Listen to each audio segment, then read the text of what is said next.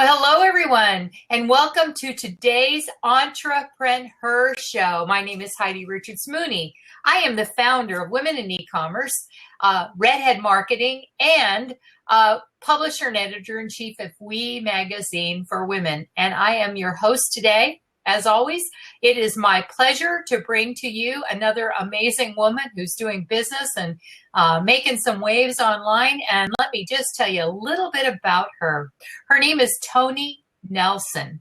When Toni started her first business, she didn't have training or a guidebook.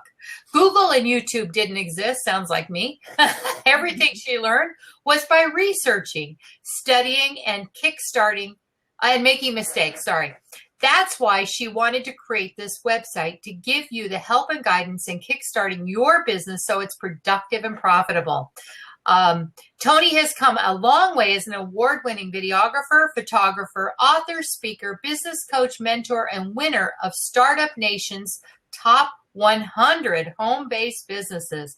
In fact, Toni ranked in the top 10 for the most innovative. And I know she's going to tell us a little bit about that today. So welcome, Toni.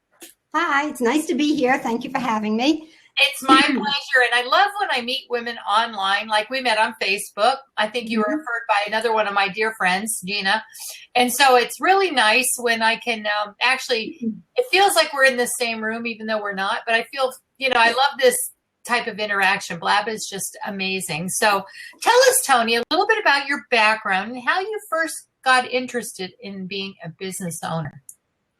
Well, it really started because one day I went to pick up my daughter from the sitters. Excuse me, I'm losing my voice. Go figure.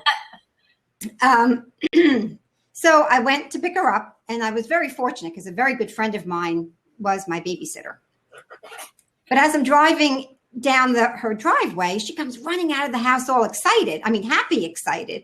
I'm thinking, what in the world is going on? So she's like, oh my gosh, your daughter got to do blah, blah, blah. And then she proceeds to tell me that she got to talk to the whole school on the loudspeaker. Nobody had ever done that before. And we're jumping up and down because that's such a cool thing. And she said to me, you have to promise me that when your daughter comes out, you won't say a word. Just pretend you don't know, because she's going to be excited about it. So I thought, I'm going to win an Academy Award. I'm going to just be so cool about it. So we get in the car, put on our seatbelt, start driving up the driveway. And I said to her, so what happened with your day today? And she said, nothing. And my heart sank. Oh. I said, nothing? No. I said, nothing interesting, nothing out of the ordinary. Oh, yeah, I read something for the school. What's to eat for dinner? I was so upset. I went home and I said to my husband, I don't know what I'm going to do. I don't know how I'm going to do it, but I'm starting my own business so that this will never, ever happen again. And that's really how it came about. Yeah, because she had already shared that excitement, obviously, with someone else. And so now it was no longer news. Yeah, it was no big deal. She had gotten it all out of her system. And so she didn't need to share it anymore. And I was like, oh, I know. Mom, that sucks. Yeah, it does. Oh, gosh. So let's talk a little bit, and we're going to get more into your business background and stuff. But let's talk about the prestigious Startup Nation Top 100 Home-Based Business Award. How did that come about? How did you learn about it? Did they contact you? How did you apply? Just kind of give us the backstory of that, because I'm sure there are people who would love to, know more about that and maybe at some point see if they're qualified. Right. Well, I found out about it in a Facebook group, and somebody had said, could you vote for me? I'm in the Startup Nation. And I thought, ooh, that's pretty cool. So I went and visited the website, and I said, oh man, there's only 3 days left. There's no way I'm going to be able to win with only 3 days, because it had been going on, I think, for a couple of months. Right. I went out and contacted everybody I had worked with, everybody I was connected with on Facebook, anybody I could think of that might vote for me. And then I won. I was like, oh my gosh. So it was pretty exciting. Because like I said, 3 days, I figured there's no way in 3 days anything's going to happen. But you know what? I'm a very persistent person. I persevere. I don't stop. I try. So I figured, well, what's the worst that could happen? Nothing. So I did. And it was like, oh my gosh, I won. And then they sent me, send you the little the little logo that you won. And then I'm looking up and I'm like, not only did I win, but I was within the top 10 for which part was it? Most innovative. Most innovative. Yeah. Yeah, most innovative. So that was pretty cool. So tell me, what are some of the criteria for awards like that to be considered? I think what they were really looking for was your story.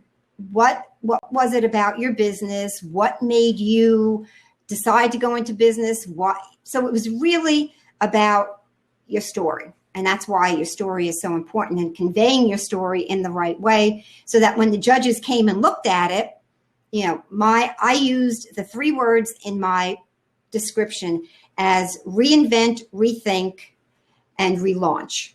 And I said to them, that's basically what I did. I reinvented myself. I rethought about things, and I reinvented myself. And so that's one of the reasons then obviously why I got in the section and the category that I was in.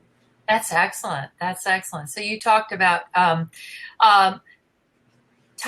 starting a business. So then how did you decide what type of business to start?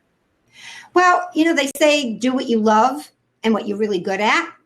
So I thought, well, what am I really good at? What do people tell me I'm really good at? And so that's how I decided to start my business. I figured I'm going to capitalize on it. So that's exactly what I did. And then I had to go about finding the steps to actually find people that would hire me, that would work with me, because basically I didn't have any so-called experience. Excellent. So you learned on the job, obviously, and you probably took a lot of courses and learned from mentors and stuff like that. I didn't have any mentors. I didn't have any coaches. I didn't have any of that. Now, partially probably what helped me was the fact that my parents had been business owners. So I started thinking back to the things they did and how they acted, but it was never as if we sat down at the dinner table and they said, well, this is what we're doing this. So I had to go back and really think about some of the things I remembered them doing and how they did different things. And they had their one business, and then later on, they started a couple other businesses. So really, I thought about the things that they did. My grandmother was a professional seamstress, and so she worked for herself. So I thought about, how did she find clients? What did she do? How did she treat the people that she was working for? And so all those things. And then I read a lot of books. I went into the library and I looked up books on how to start a business, how to market your business, and do all the things that you should be doing. And actually, it was really, I have to say, natural instinct that I was doing some of the things that were just natural to me. Now I read about things, about newsletters, about reaching out to people. I was doing newsletters before anybody knew what newsletters were about. I was sending out flyers. I was sending out little briefs on what was happening in the month, what you could do. So I had done and learned all that already on my own. So it really equipped me to keep progressing and keep doing other things. So you had a lot of inspiration. Let's talk a little bit more about storytelling, because I think that's a big thing in business today. I mean, we've all known about it, but I don't think there was that particular label of, telling your story in business. And now there's people who design their whole business around helping people tell their story. Right. I know it's a branding strategy, but let's talk a little bit in more depth about it. Like, what are some of the key elements that have to go into a good story when you're trying to convey, or you want to convey what your business is all about to someone?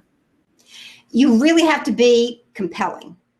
You have to really detail the things that happen to you, because let's face it, we know what happened in our minds, but then other people reading don't. So you want to pull them in and help them to understand that you understand what triumphs or what challenges rather that they're going through, how you triumphed, the things that you had to do, the way you had to work at things. So what you're trying to do is help them to appreciate, where they're coming from, you understand where they want to go, and you've been there, and you can help them follow the steps that they need in order to do that.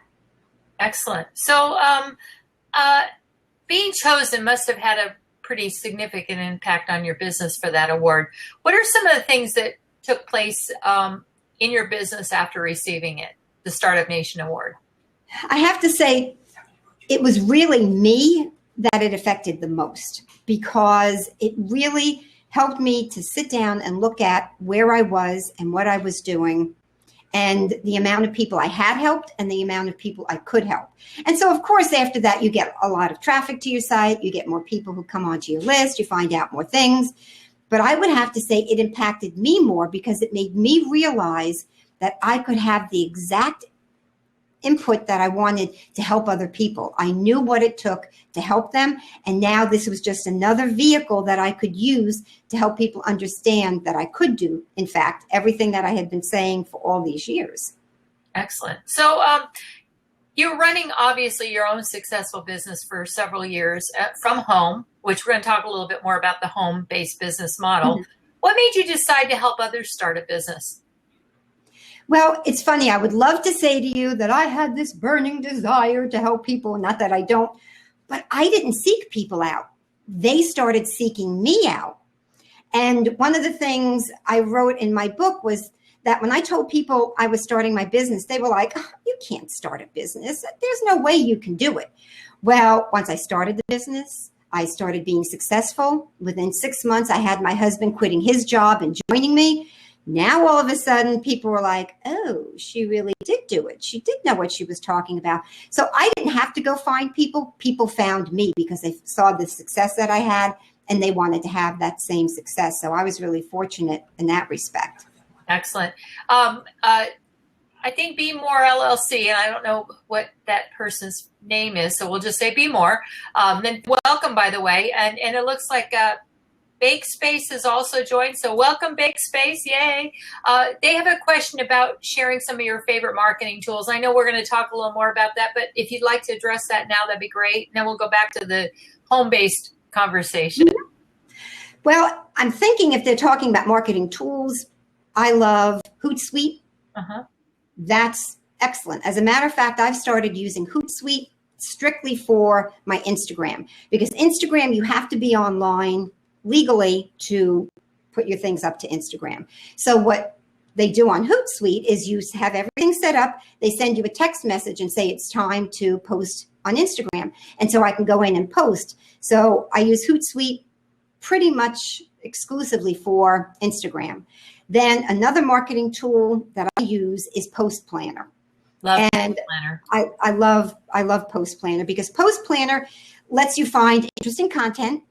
You can share your content, but then you could share other people's content. So I use Post Planner. So those are the two, I think, big marketing tools. And then, of course, having an email service provider. I use Mad Mimi. I love Mad Mimi. I've never heard of Mad Mimi. Oh, you know what? I heard about it years ago. I think I've been using Mad Mimi for about 3 years. And so the marketing way you have to market your business is when somebody comes onto your list, you need to touch them 7 to 10 times before they get to know, like, and trust you, especially if you want to sell them a product or a service.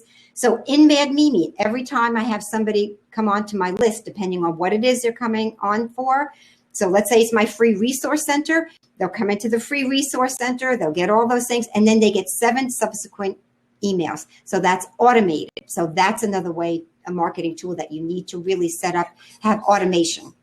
Oh, I agree. I use MailJet and Aweber. I've been using Aweber for 20 some years since it first came out. Mm-hmm. But then I just recently switched to MailJet. So I'm going to look up Mad Mimi because it sounds interesting. And price point, do you know the price of it? I think it's $10 for 500 people. Okay. And then it goes up from there. Okay. And I have to say, they've got videos, not that Aweber and things don't, but you know what?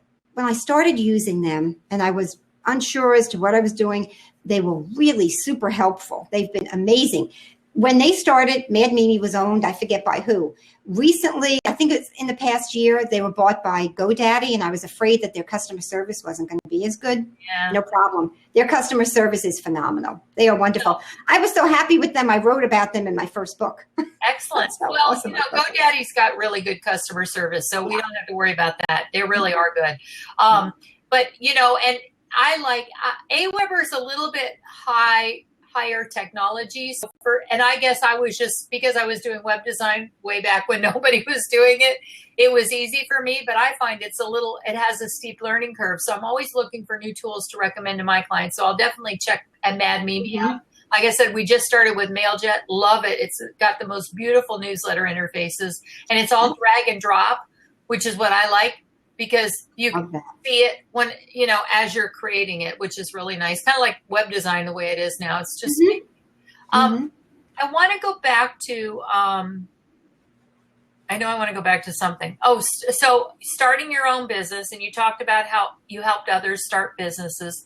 What made you decide to get into the videography, photography business in the first place? One of the things that really started it all was my husband had been doing video for years. I mean, just, not professionally, but doing video. My dad was, oh my word, every time we turned around, he had a camera in our face. It was either the video camera or, the snapshot. It didn't matter. And I hadn't thought about it. And then my father gave me old footage, and he said to me, he kept it for way too long. We weren't able to get too much of it. We weren't able to salvage a lot of it. But there I am at about 10 years old with my first camera, taking photos. And I was like, oh my gosh, I always loved taking photos. And I fell in love more with photography when my grandson was born. So once he was born, it was like I couldn't get enough of him. I couldn't get enough of taking pictures. And then the funny thing is that one time we were on the beach, and I vividly remember this. And I said to Tom, that's my husband, I said to Tom, well, you could take the shot from this way. And he said, uh-huh. And I said, but if you stand here, you could do this. He said, uh-huh. And he said, you do it. And I said, okay. Now for years, we'll be married 35 years.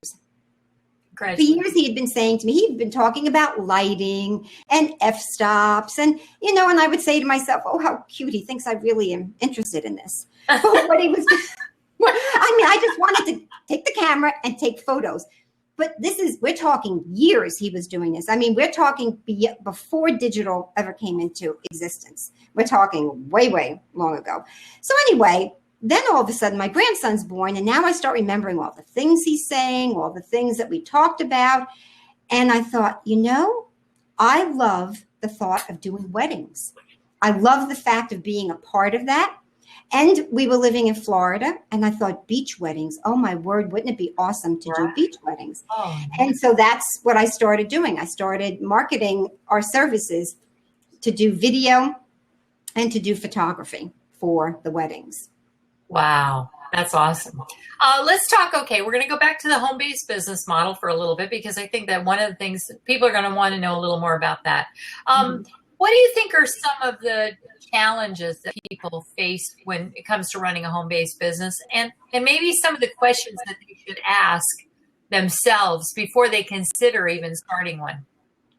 The major challenge that I find, for 30 years, I've been working with people to help them start and grow their business. And when they start having a home-based business, the next thing you know, and it doesn't matter, male or female, it really doesn't. They're doing laundry.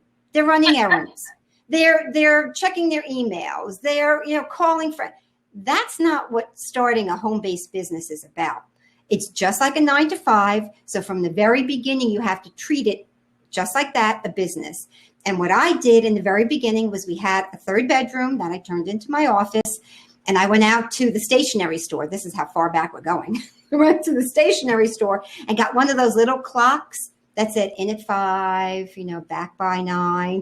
And then I put that on my door, and I closed the door, and I said, when my door is closed, when I'm in at 9, I'm there. So don't bother me unless it's a major problem or anything is going on. And so that's exactly what I did. I made myself focus. We sat down as a family, and I said, this is exactly what has to be done, because if I'm not working on my business, I'm not making money. So it was a group effort. And I think that's one thing you have to do, is get the family involved and sit down with them and help them to appreciate, just because mom is home doesn't mean that it's time for you to iron or do laundry, cook dinner, or do anything else. Exactly. There's a time for everything. Yes. But that's good that you had your family buy into it before, as you're going through this, which makes a big difference, because then they take you seriously too. Yes. Oh, mom's in her office. My grandchildren, when they visit, my children are all grown now. So my grandchildren, when they visit, if they see my door closed, they know I'm either on a conference call or working with a client project. If it's open, then they know they can come in. So that's kind of our signal too. I don't have a sign, although it would be kind of cool. I think I might put something like grandma's in section or in session or something. I don't know. So what are some of the questions that people would need to ask themselves when they're considering a home-based business? Any business in general, you have to look back at yourself and what your personality is like. If you've started things and never finished them, and you have a tendency to do that, then maybe starting a business isn't for you, because starting a business means you have to follow through.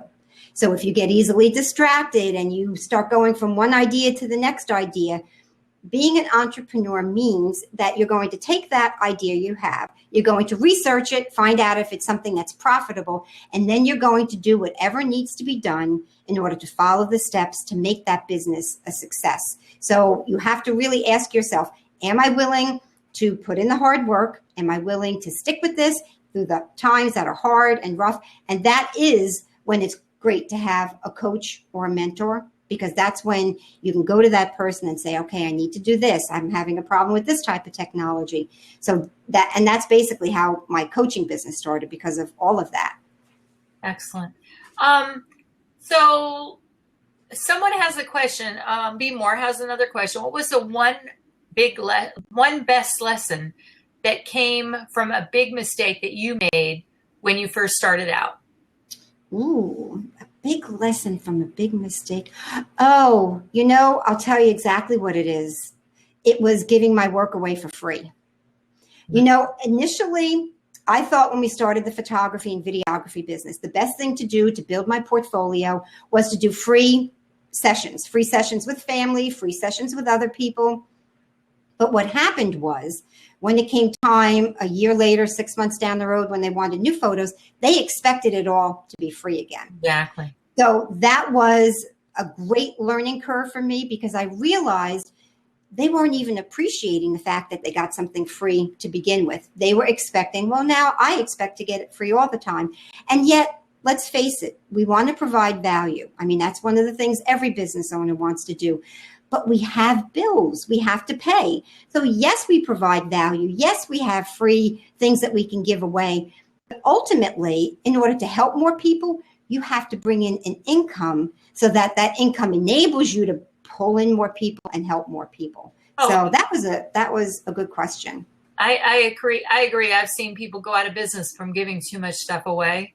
And it's happened to me where I've gotten very close to giving. I had 1 year, one of my accountants said to me, if you, it was mid-year, and he said, you've given almost as much product away as you've sold this year. He goes, and if you keep this up, you won't be in business 2 years from now. Mm-hmm. And so I had to really start looking at the people I was giving to and create some criteria. So I created a little sheet that I would send to people. I say, sure, no problem. It gave time limits, like how soon they needed to ask me for things. One of the questions I had on mine was if you're a current customer. So, for instance, I always help customers, and I have a rule now. It's 10% of whatever they have spent with me, because I think that's a fair way to go. Now, if it's a nonprofit, it's going to be different. Mm-hmm. But for the most part, it cuts down on a lot of people, and then they appreciate you more, and they will buy from you because they want to get free stuff. Some people. Usually it's the nonprofits, but it can be. I'm in the floral business, so I can relate to your photography business. You can give your products away, and service too. We yes. all have a finite amount of time, and if you give too much of your time away, you don't have enough time to pay attention to the clients who are willing to pay you. And my favorite thing is that I tell people all the time, look, I'm in business to make a profit. Mm-hmm. If I weren't, I'd go work for somebody else. And if you want the product, this is, the cost, and or whatever, this is what you're going to have to invest in it. And, most people understand that when you put it in certain terms. And if you don't value your time and what you do, then other people aren't going to value it. So you have to really get to that point where you say, my time is valuable. My help is valuable. And yes, I'm going to charge for it. Yep. You have to set the pace. So let's talk about running a business. What's a typical day like for you, Toni? A typical day, I'm very different than most people probably, because my brain doesn't stop. So in the middle of the night, I come up with all these ideas. And I tried to do several things because Dr. Oz says, you need your REM and you need your sleep. And so I would close the door, and I wouldn't go out. But then I snuck in my cell phone and I snuck in my iPad, because sometimes in the middle of the night, I get these phenomenal ideas. I will write a blog post or an article. I will wake up the next morning and literally I will look at that and say, whoa, I would have never remembered that. So sometimes my day starts in the middle of the night. And sometimes I'll jot things down. So I usually get up at about 5 o'clock in the morning because I'm raring to go. I'm excited because I have a lot to do. So I'll write blog posts. I'll write an article. I'll maybe do a newsletter. So I start my day by usually doing that. I try not to check my emails till later on in the day because I want to get certain things done. And I'm a big person that uses checklists, planners. I have everything all set and organized so that at the end of the day, I don't sit there scratching my head and saying, where did the day go? So I make sure that everything's all organized and everything is all set out. And that's exactly what I teach my clients to do, the same exact thing. Even those right brain people who have that, ADD like me. Mm-hmm. I use a planner. I use checklists as well.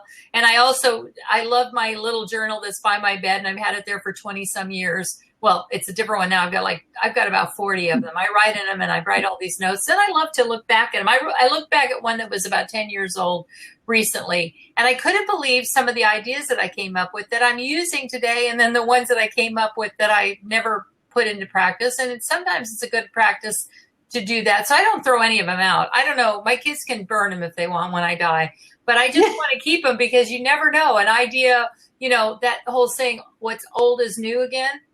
There are ideas that I had 20 years ago that are now really taking off. So it really is amazing. Let's talk about your ideal client and who they are and how do they find out about you and your services. There are about 1,200 women a day that start a business.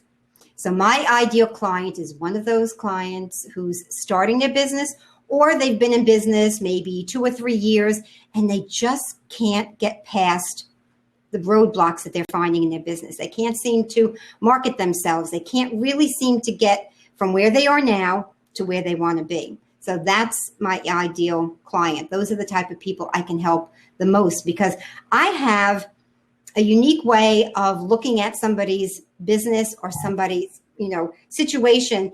And it's almost, I liken it sometimes to, the fact that people start talking about the video cameras that are hovering around. And so you look from up high and you're looking down and you see all the things. That's kind of what I do. I look at the big picture of what's going on in a person's life and in their business to be able to help them pull everything in so that they can start being organized and they can start moving in the direction that they need to be in so that they can accomplish having that business and lifestyle that they've been looking for. Right. So looking at your business from a drone perspective would be a good idea. I want to welcome Sea Will Inspire. Thank you for joining us. We have a few people in the room, and so it's always nice when we get some new people joining us. So how do people find out about your services? Usually they'll find out about me from friends, family. They probably on the web. They'll find me from, I do guest blogging. So a lot of times they find me from guest blogging. And then, of course, I have one of the ways they find me is Facebook, LinkedIn, Twitter, and now Instagram. I've been starting to really build my brand on Instagram. So that's how they find. And that's really what it's all about, is building your online presence so that every time your ideal client turns around and looks for help, looks for advice, there you are. And that's exactly what you have to do, is you have to make yourself visible locally, globally, 24/7. I totally agree. So what would you say has been the most powerful marketing strategy you've used today? My book, writing my book, the first book. Is your book behind you? Yep, that's one of them. I have show the audience. Let's put that on the recording, whichever you like. I know that's the first book. I don't know. That's Sexy, Savvy, and Successful, a woman's guide on how to start a business, gain financial freedom, and buy more shoes. Love to buy more shoes. I know you have a closet. It's got over 300 pair, but that's okay. Yeah, and then this is the second one. Okay. The secret equation to attracting more clients. Excellent. Marketing plus F factor. P factor. P factor plus value equals dollars. Yes. Awesome. It's marketing plus P factor plus video equals video. Success. Sorry. Video. So no, that's okay. And then the third book, I don't think I ever printed. It is 100 Ways to Market Your Business for Free or Low Cost. Excellent. So that's book number 3. But in terms of a marketing strategy, which I never thought of, that's what I think you asked me originally. There is such an amazing feeling when you go into a networking group. And you've probably been there yourself, and people, you stand up and they say, give yourself 30 seconds, which isn't very much time. Well, there's nothing better than grabbing your book out of your handbag and saying, hello, I'm ToniNelson. I'm an author, So then you go into your 30-second speech and you say, ooh, she's an author. Wow. And then they talk to you and you say to them, well, that's just one of my 3 books that I've written. And I've also written multiple ebooks. It gives you a real credibility factor. And since starting a business is really what I help people do and then grow those businesses, it only made sense that I wrote that book, which never started out to be written in the first place. So, but they do make a great calling card, Mm-hmm. I totally agree. So how long, you've written 3 books now, or you said some ebooks as well. Yes. Did you have anybody help you to write that book? No. No. I mean, did you have anybody coaching you on the process or anything, or you just sat down? Nope. I went out and learned it. Years ago, I had listened to a webinar, and I'm sure you can appreciate this. Years ago, for you to work with somebody, they wanted like $25,000, and it was super expensive. So I listened to this one person one time, and the best piece of advice he gave me is, if you're going to be in business, you have to learn every aspect of your business, because how are you going to teach other people? Exactly. So I thought, so I'm not saying it was easy. I had to learn how to write the book. I had to learn how to format the book, which was, one of those hair pulling things, because that's, to do it as a Kindle version. I had to learn to do all those things, but you know what? It made me a better person, and it made me a better coach, and it made me a better mentor, because now I can say, I understand the frustration. I know what you have to do. And then I can actually go about teaching people the actual steps that they need. So it really was a huge benefit doing it myself. I would totally agree. When I first started in business, I didn't have anybody doing my bookkeeping. I didn't have anybody doing customer service. I was everything, just as most small business owners are. And nowadays they make it so easy because you can outsource so much of that type of work, the type you don't like to do. But what was good for me, and I'm sure for you, is learning how to do my own books. While it was crazy and I didn't really want to do it because I'm really very right-brained, I can do it. I just didn't like doing it. When I hired somebody, I knew exactly what they needed to do. They didn't tell me what they needed to do. I was able to tell them what I needed to do because I had had that experience. So I think that it's a smart thing to learn every aspect of your business. Doesn't mean you have to do it all. No, it doesn't mean that at some point you can't delegate. Yeah. But I do think it's important. And my husband's raising his hand because I delegate to him all the time. I need you to do this. So you do get beyond the point where you say, yes, you need to know it. Yes, you need to do it. Because even with my website, maybe you were the same way. I don't know. But asking somebody to make a change on your website and a week later it's not done, I had to figure out how to do my website myself. So frustrating. Yes, it is. So I said, okay, I'm not a coder, but somehow I'm going to figure out how to do this. And that's what I did. Because the first website I got was $1,500. And I'll never, ever forget, I was spending about $500 a month on marketing just on The Knot, which is a wedding website. You probably know that from. Yes. $500 a month. I have a bride's mother call me and she said, honey, do you know that your website's not working? She said, I'm trying to look at the gallery. I'm trying to look at the pricing. And I was like, oh, my word. So I probably lost thousands and thousands of dollars. And then I found out that they lost pages of mine. They couldn't find them again. And I said, that's it. I've got to figure a way to do it myself because this is way too much. That's just one way I was marketing my business, I was losing money. So I had to design it and figure it all out for myself, which meant taking courses. I didn't just, wing it. I did. I took courses to figure out what I had to do, Right. what the proper elements were for a website.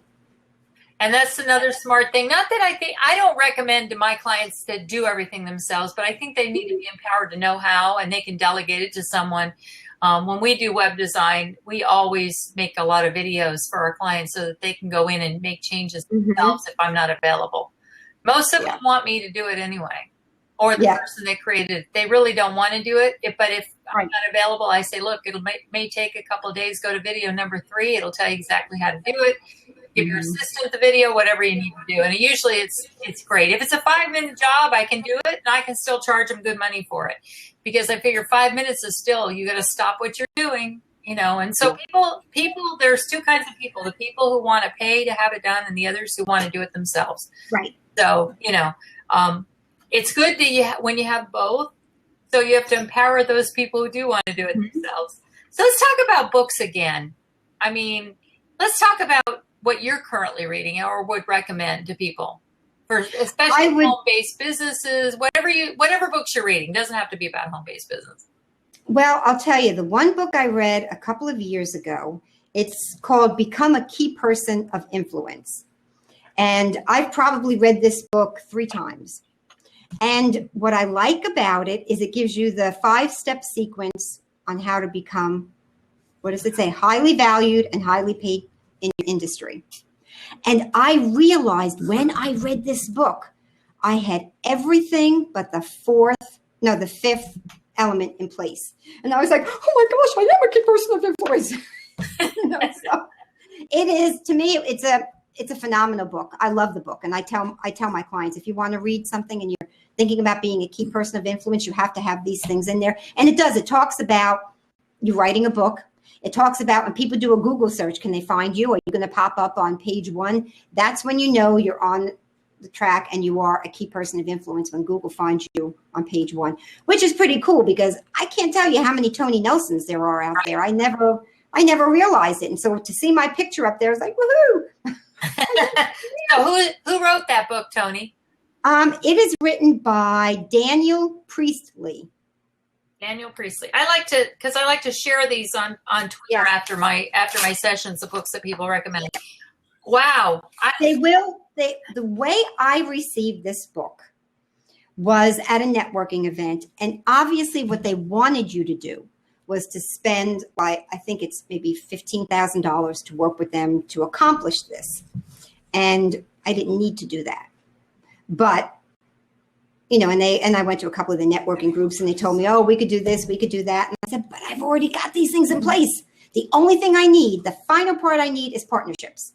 That's what I'm working towards. And that's what I continue working towards, is partnerships and working with other people, getting in front of their audience to help the people in their audience that maybe that particular person it's not their area of expertise. Excellent. Great. So in addition to your own website and, of course, Google, what other websites can you simply not live without? Instagram. And the funny thing is, when I was heavily involved in the wedding industry, I thought, oh, Instagram, whatever. But you know what? Instagram is huge. And I was interviewed last week, I think it was last week, by Women's Speaker Association. And I was talking about Instagram because right now I'm running an Instagram challenge. But the thing is, Instagram, according to the VP of Marketing Solutions of Facebook, because Facebook owns Instagram, they said they are only 1% finished when it comes to Instagram. Wow. So they are always thinking of new ways that they can really help people, help businesses on Instagram. Now there's business features. They were, I think last year within a year, they went up 100 million. So last year they were 400 million. They just announced now they're 500 million. And, initially, I still didn't think it was that big a deal. And I love the show Shark Tank. Maybe you do. And I do. After watching, religiously. Yes, after watching show after show. And there was one particular woman who had a clothing business. And so she comes into the tank and they said to her, what are your sales? And she said 750,000 last year. And they said, well, what are you doing? She said, Instagram videos. And I thought, oh my word. And that's when, and I think that was around March, when I hit Instagram and I started learning how to market myself on Instagram. And I said, that's it. Instagram is it. And so now, after I heard and watched this interview with Carolyn Everson, who's the VP of Facebook Marketing Solutions, I thought, whoa, this is the place where you need to be. So definitely, Instagram is amazing. It is. I have a lot of clients who use Instagram very effectively. Tell us a little bit more about your books and how our audience can buy them. Like whichever ones you want to promote now. I don't know how long they've been in print or. Actually, the Sexy, Savvy, and Successful, I really want to come out with edition 2. So I'm working on edition 2 with that. The Secrets to Marketing, the Secret Equation to Attracting More Clients, that I probably won't update. I will probably write something new. But that basically is to help you to appreciate that the one way to market your business is by personality, because that's the P factor. You're going to pull people in with your personality. And that's what I've learned in the 30 years of being in business. No matter what business I was in, I found out that people will be attracted to you. There were times when I would walk in and to give a presentation, and I knew I wasn't going to be cheaper than everyone else. And people would actually say to me, you know, Toni, you're not the cheapest. However, we want to work with you. Yeah. So it's your personality that's going to pull people in. So it's personality-based marketing. It really is. So you can get any of the books that I have on Amazon. So you can go onto Amazon.com and get any of the books. Do you want to type in the names of the books into the chat area? That'd be great. And then you can let us know. You can type in your own contact information, if you will, and we'll put it up on the in the video as well. So what's next for Toni? I just launched, which I'm so excited about, Entrepreneur Hub Club. So Entrepreneur Hub Club, I'm so excited. I finally pulled in everything that I've been thinking about doing the last 3 years has now come to fruition. So the Entrepreneur Hub Club is where entrepreneurs and service-based businesses, authors, speaker, coaches, if you want to start or grow your business, I have monthly training, monthly brainstorming sessions, there are past recordings, I have video training in there. I have everything that entrepreneurs need to help them start or grow their business all in one place. So I'm calling it the all-in-one solution. So that's what I just launched today. So I'm super excited about that. EntreprenHerHubClub.com? EntreprenHerHubClub.com. Great. Okay, great. And then how else can our audience get in contact with you? Did you want an email address or a website? However you prefer people to contact you. If you want them to email you, phone you, go to your website, all of the above. I would say go to, I can put that in right now. I would say go to,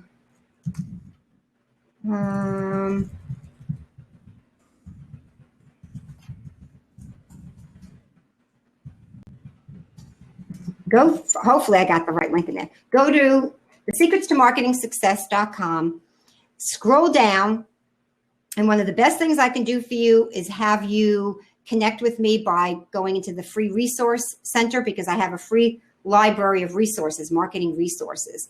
So that's one of the best things that people can do, because then they'll find out all the things I have to offer. They'll also get those emails that I talked about. There's, I think, 7 or 8 teachable emails that they'll get after that. And that's probably one of the best ways for them to connect with me. Toni, you have been amazing. Is there anything else you'd like to share? Like one last thought before we go? Anything that we haven't covered that you think that our audience needs to know?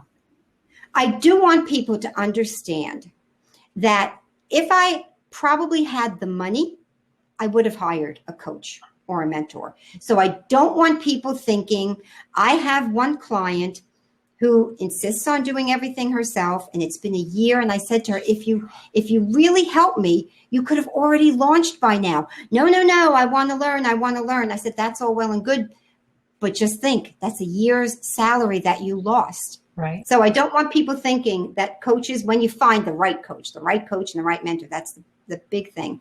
Find that person, stick with that person. Don't get go haphazardly looking for that shiny object syndrome. Stick with that person and work with them, because they will ultimately get you to where you need to be faster. And I do, by the way, have a business coach now.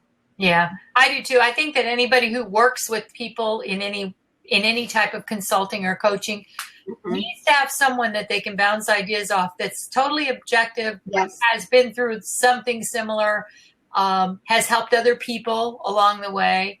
So yeah, I definitely agree. You have to have a coach of your own. And it's interesting because I will say certain things to my husband and he's like, will you help all these other people? I said, when it's your baby, it's different. Right. You don't have that objective view. But when you have a coach, the coach can look at that objectively and say, now, if I were your client and I came to you with this, what would you do? And how could you do this? And how could you do that? They get you thinking, and they really do help you, because it is nice to have somebody else to bounce ideas off of. It is nice to know from somebody, no, don't go down that path because you're going to waste a whole lot of money. So it ultimately does help. Wonderful. So Toni, how can we connect with you on social media? Is it ToniNelson or is it? On Facebook, I am ToniNelson Means Business. My fan page is ToniNelson Means Business. On Instagram and on Twitter, I am that's with an I, ToniNelson Biz. And LinkedIn, I am ToniNelson Means Business. On LinkedIn and Facebook? Yes. Okay. Excellent. And you said Toni Nelson. The other Twitter is ToniNelson Biz, B-I-Z. Nelson. Because unfortunately on Twitter, you can't get that many letters. Exactly. I know. I have one. And my name was taken. My name was probably taken years ago. So I couldn't get just ToniNelson. Exactly. Well, excellent. I just want to say thank you for taking time out of your busy day, Toni, to be with us and talk a little bit about home-based business, coaching. We covered quite a few topics here in this short amount of time. So thank you again for being part of the EntreprenHer Show. And I hope we get to do this again, maybe talk about your launch of your new club when you've been doing it for a little while, and maybe share some of your secrets, because I think that's the next big thing that a lot of people are doing is I have 2 online masterminds, and I think that they're just amazing how they can help people. Without you, and you can spread yourself around. You can reach a wider audience that way. Whereas one-on-one coaching can be very tiring when you really want to reach a lot of people and you're not. So thank you, Toni, for that. You're welcome. Make sure, everybody, that you connect with Toni at The Secrets to Marketing Success and find her on Toni Means Biz on Twitter. ToniNelson Means Business. And ToniNelson Means Biz. Yeah, on Facebook and LinkedIn. Again, this is Heidi Richards-Mooney, thanking you all for being on the EntreprenHer Show. Be sure to check out Women in Ecommerce, WECAI.org. We have lots of great resources. We add to them weekly. And of course, it's a membership organization, and we're always looking for a few good women to join us. Toni, thanks a lot and have a great day. You too. Bye. Take care. Bye-bye. Bye, everyone. Thank you for joining us.